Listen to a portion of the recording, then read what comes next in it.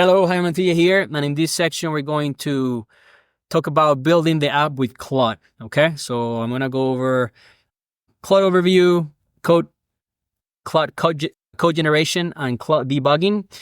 And for this specific video, we're gonna go over Claude Overview. It's going to be the same as the ChatGPT, but for Claude.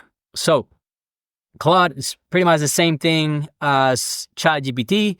You just have different models that are used for this specific application. It is owned by Anthropic. And just before we continue, all you have to do to create an app, to create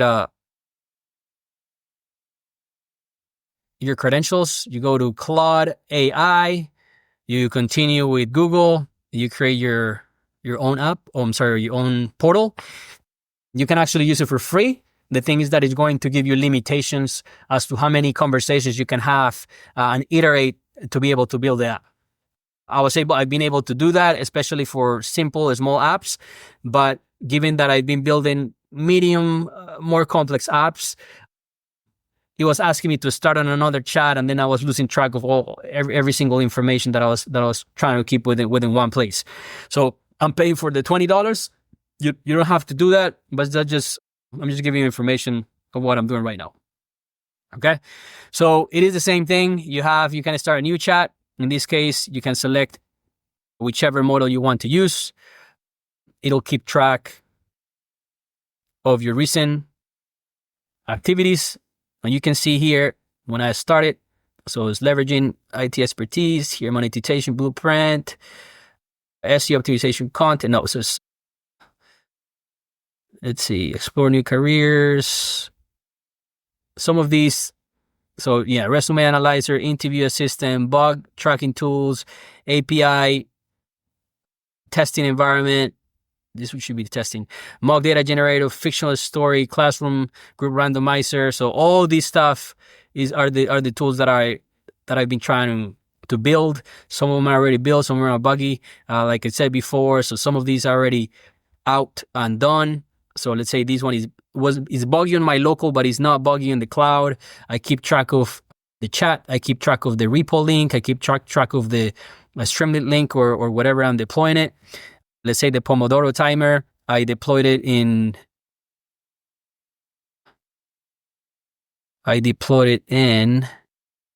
This is a Streamlit.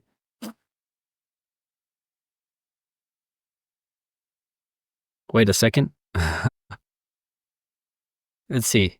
And again, this is part of the video. So this is Replit actually.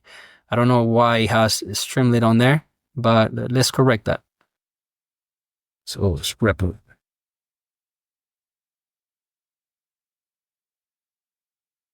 It's a Streamlit app, but it's Replit. Okay, so that's fine. That's in Replit, and that's how I'm keeping track of the stuff.